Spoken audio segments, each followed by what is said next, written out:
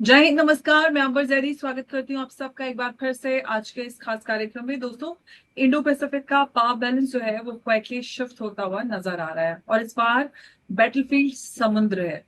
Japan ने भारत को अपनी सबसे advance Mogami stealth frigate offer की है और सिर्फ सेल नहीं बल्कि को प्रोडक्शन के साथ, मतलब डिजाइन ट्रांसफर और जो इंडियन शिपयार्ड में कंस्ट्रक्शन और साथ ही डिफेंस इकोसिस्टम का डायरेक्ट अपग्रेड। ये वही वॉरशिप्स हैं जो जापान की नेवी को नेक्स्ट जेन बैकबोन देते हैं, मल्टी मिशन और स्ट्रेंथ डिजाइन और साथ ही साथ हाई ऑटोमेशन के साथ, जो एंटी सबमरीन से लेकर एंटी एयर वॉरफेयर तक हैंडल कर सकती है। बड़ी खबर है।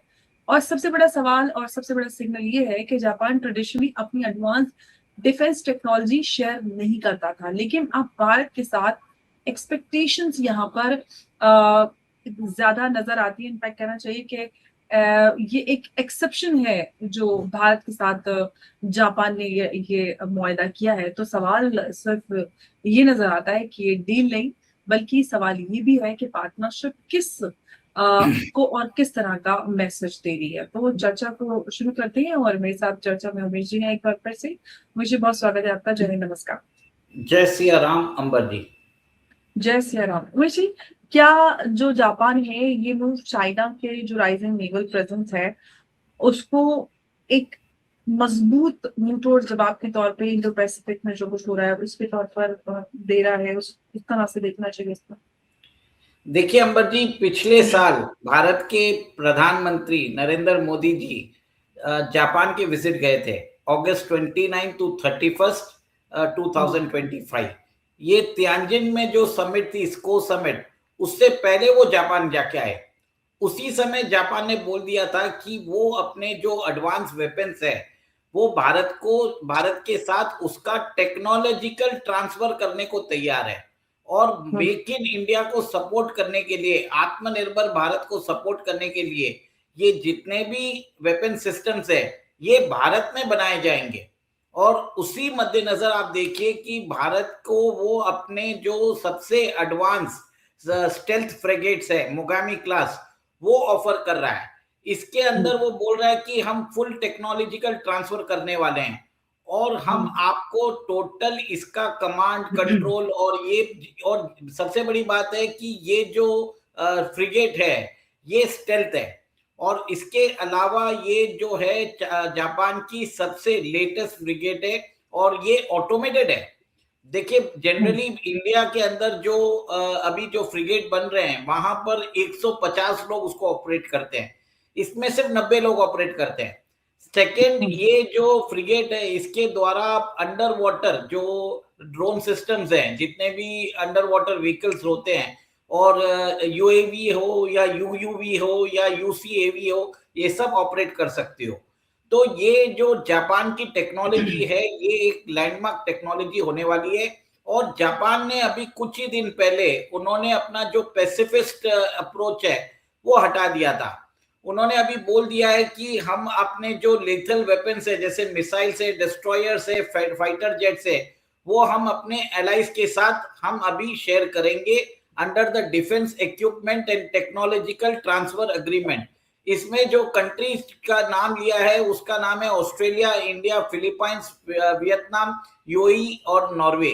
देखिए, सबसे बड़ी बात यह है कि अब अभी जो ये जो इनकी जो फ्रिगेट है इसका ऑलरेडी इन्होंने करार कर चुके हैं ऑस्ट्रेलिया के साथ $7.2 बिलियन की डील में।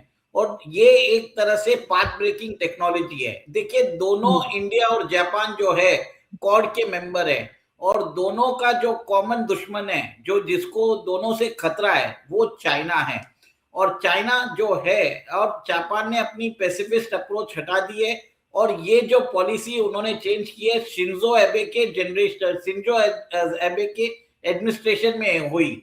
उसके बाद जी। उनके जो प्राइम मिनिस्टर थे फुमिदो किशिदा, उन्होंने भी ये पॉलिसी को अपनाया और अभी सने तकीची भी यही पॉलिसी अपना रही है। और भारत के साथ वो अपने डिफेंस जो कोऑपरेशन है और पार्टनरशिप है बढ़ाना चाहती है। इससे पहले जापान ने अपना जो इसदिली है S-77 जो इंजन है, जो 200 किलो नॉट्स का रहता है, फाइटर जेट इंजन है, वो भी ऑफर कर दिया था न्यूटन भारत जी। को। तो ये बताता है कि भारत और जापान अपने शेयर्ड इंटरेस्ट, अपने शेयर्ड म्यूचुअल इंटरेस्ट के कारण अभी वो साथ में आके टेक्नोलॉजिकल कोऑपरेशन कर रहे हैं, और भारत एक तरह से बड़ा बेस बनने वाला है in future for Japanese defence collaboration, cooperation and को प्रोडक्शन एज वेल। तो मैंने हमेशा आपको बोला है कि भारत के मिलिट्री इंडस्ट्रियल कॉम्प्लेक्स हब बनेगा फ्यूचर में।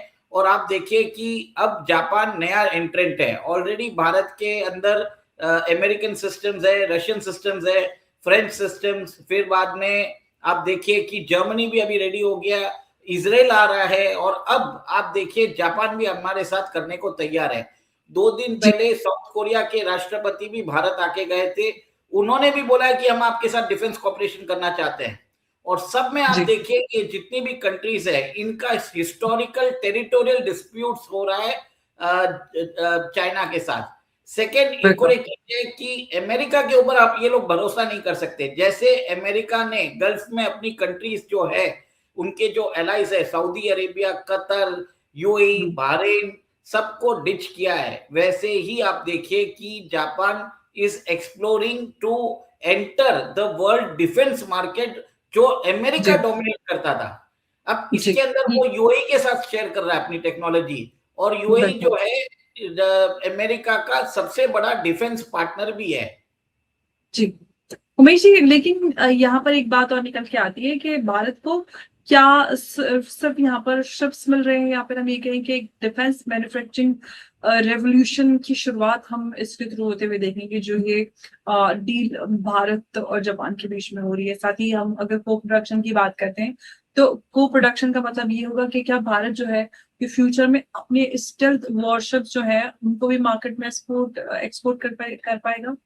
देखिए, कंप्लीट प्लेटफॉर्म दे रहे हैं। कंप्लीट प्लेटफॉर्म मतलब ये होता है कि कंप्लीट आईपी राइट्स मिलता है, और आपको अगर प्लेटफॉर्म दिया जाता है, आप अपने एग्जिस्टिंग प्लेटफॉर्म में अगर कुछ चेंजेस करना चाहते हो स्पेसिफिक, जैसे भारत की जो शिप्स है वो स्टेल्थ कैपेसिटी नहीं है, अभी वो स्टेल्थ कैपेसिटी लेना चाहती है, तो वो स्टेल्थ टेक्नोलॉजी जापान से बोरो कर सकती है और अपनी शिप्स के अंदर इंटीग्रेट कर सकती है। देखिए, जापान के जो मिसाइल्स है, वेपन सिस्टम्स है, वो भी आधुनिक है, वो भी एक तरह से कंपेरेबल है, और भारत चाहे तो वो सिस्टम्स को भी ले अपना सकता है, या अपने सिस्टम्स को उसके अंदर फिट कर सकता है। ये जो टेक्नोलॉजिकल ट्रांसफर होता है, और उसके बाद आप देखिए कि कंप्लीट सोर्स कोड शेयरिंग, जैसे आप समझ लीजिए फाइटर जेट्स के अंदर जैसे रफाल के लिए हम सोर्स कोड मांग रहे हैं, जापान हमको ये टोटल सोर्स कोड दे रहा है इसका। मतलब आपको जो भी जापान की टेक्नोलॉजी है वो कंप्लीटली आपको देने को तैयार है। भारत को सिर्फ अपनी जो शिपयार्ड्स है, जैसे मैजेगॉन डॉक्स लिमिटेड है, कोचिन शिपयार्ड है, गार्डन रीच है, इन लोगों को इनके जापानीज फर्म जैसे मित्सुबिशी है उसके साथ कोलैबोरेशन करने का है। मित्सुबिशी कॉर्पोरेशन आपको टेक्नोलॉजी दे देगा, और आपको जो करना है आप कर लीजिए। और ये देखिए, ये जो शिप्स है इसकी कॉस्टिंग अराउंड $500 मिलियन की है। तो रफली आप समझ लीजिए 4,500 से 5,000 करोड़ का एक फ्रिगेट्स आता है इनका। और भारत को एक तरह से डाइवर्सिफिकेशन होगा। और आप देखिए कि लेकिन यूरोपियन, उमेश जी, एक बात बताइए, भारत जो है वो अपनी ऑलरेडी खुद की जो फ्रिगेट्स है वो बना रहा है, तो फिर मतलब मगामी क्लास की जरूरत क्यों पड़ रही है? स्पीड की वजह से, टेक्नोलॉजी, या फिर एक स्ट्रेटेजिक अलाइनमेंट है, इसलिए क्या सबसे बड़ा उद्देश्य इसके पीछे? स्टेल्थ कैपेसिटी इसके अंदर अच्छा है। फिर आप देखिए ऑटोमेटेड ज्यादा है, जहां पे भारतीय शिप्स में 150 पर्सनल की जरूरत है, इसमें 90 पर्सनल्स की जरूरत है। एक और एक चीज है, ये बैटल प्रूवन, बैटल टेस्टेड है, और ये एक तरह से अनमैन, इसके जो अनमैन अंडर वाटर व्हीकल्स है वो भी उसको भी यूज कर सकते हो। डीप सी एक्सप्लोरेशन के लिए आप कर सकते हो। आप भारत की जो ब्लू वाटर इकोनॉमी है उसको आप एक तरह से सुदृढ़ कर सकते हो। ग्रीन निकोबार ट्राइब्यूनल में ग्रीन निकोबार टर्मिनल बन रहा है, आप देखिए उसमें 72,000 करोड़ का इन्वेस्टमेंट हो रहा है। और भारत के जो आसपास जो भारत का जो तट है उसको भी सेफ सिक्योर करने के लिए हमें आधुनिक जो फ्रिगेट्स चाहिए, जो इवॉल्विंग थ्रेट्स को एक तरह से नेस्तनाबूद कर सके। चाइनीज शिप्स जो है, Chinese ships and submarines continuously Indian Ocean region के अंदर वो अपने आप को पोजीशन कर रही है।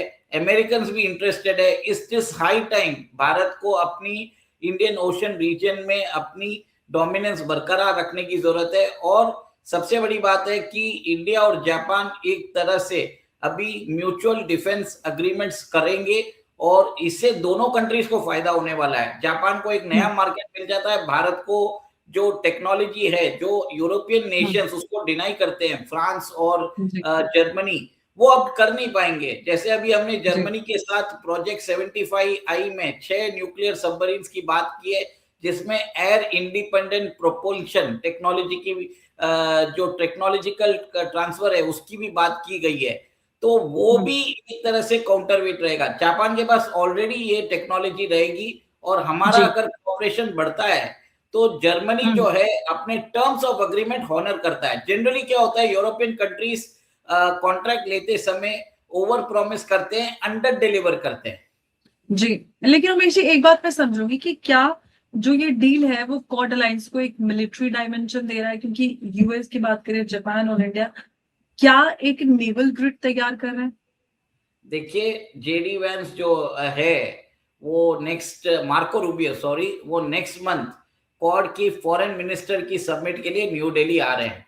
और फ्यूचर में मेरा ये मानना है कि ब्रिक्स समिट होगी अक्टूबर में, सितंबर या अक्टूबर में, उसके बाद क्वाड समिट भी हो सकती है। तो भारत के लिए जो सेकेंड हाफ है इस साल का बहुत ही इवेंटफुल ईयर होने वाला है। मेरा ये मानना है कि अभी जो इमर्जिंग थ्रेट्स है in the Indian Ocean region, उसको मद्देनजर रख के भारत अपने जो डिफेंस अपनी सिक्योरिटी को एनहांस कर रहा है। वो ऐसे कोई भी वेपन सिस्टम नहीं ले रहा है जो एंटी चाइना को एम करते हैं। हमारा फोकस पूरा पाकिस्तान पे है और चाइना के जो यहाँ पर जो प्रेजेंस है उसको काउंटर करने का है। In fact China is the aggressor और भारत अपने आप को डिफेंड कर रहा है। तो ये मेरा मानना है। तो अब एक सवाल मैं और पूछना चाहती हूँ कि क्या उमेश जी ऐसा हो रहा है कि जो इंडियन ओशन है वो नेक्स्ट ग्लोबल कॉन्फ्लिक्ट जोन बनने जा रहा है या उसकी तरफ बढ़ता हुआ नजर आ रहा है? देखिए, डेफिनेटली होता जाएगा। इसके लिए ग्रीन निकोबार टर्मिनल बना रहा है भारत सरकार। 72,000 करोड़ का वहां पे इन्वेस्टमेंट्स हो रहे हैं। इंडियन ओशन रीजन के अंदर $20 ट्रिलियन की गैस और हाइड्रोकार्बन डिपॉजिट्स पाए गए हैं। Indian Ocean region is rich in aqua animals as well. जो हमारी हेरिटेज है, एक्वा हेरिटेज, वो बहुत अच्छे तरीके, मतलब फिशिंग के लिए बहुत अच्छी जगह है। उसके अलावा रेयर अर्थ मिनरल्स जो है वो इंडियन ओशन रीजन के सी बेड में है। तो ये ऑलरेडी अंबर जी it is becoming a geopolitical flashpoint. तो आगे जाके यहाँ पर जरूर बनेगा। और अब देखिए, कुछ दिन पहले इंडोनेशिया के साथ यूनाइटेड स्टेट्स ऑफ अमेरिका ने वहां पर उनके साथ मिलिट्री पैक्ट किया है। फिलीपाइंस के साथ उन्होंने किया है। फिर बाद में उन्होंने सिंगापुर के अंदर उसका ऑलरेडी एक बेस है। तो मिलिटराइजेशन ऑफ मलाका स्ट्रेट चालू हो चुका है। वहां पर चाइना जो है, जो मलाका स्ट्रेट से 60% जो चाइनीज एक्सपोर्ट्स है वो मलाका स्ट्रेट से गुजरता है। और ये एक मलाका डायलेमा है चाइना के लिए। तो ये एक तरह से global geo political flash point बन सकता है, जिसके अंदर इंडिया जो इंडिया, अमेरिका और चाइना यहाँ पर अपने जो मिलिट्री प्रेजेंस है बढ़ाना चाहेंगे। और उसके अंदर भारत जो है वो जापान की सहायता ले रहा है। और जापान ने भी अपना पैसिफिस्ट जो है वो अप्रोच खत्म कर दिया है। अब वो अपने जो हथियार है वो ग्लोबल मार्केट में बेचेगा। और सेकंड एक और एक चीज आप देखिए कि ट्रस्ट जो है जापान के ऊपर है, अमेरिका के ऊपर कोई ट्रस्ट नहीं कर रहा है।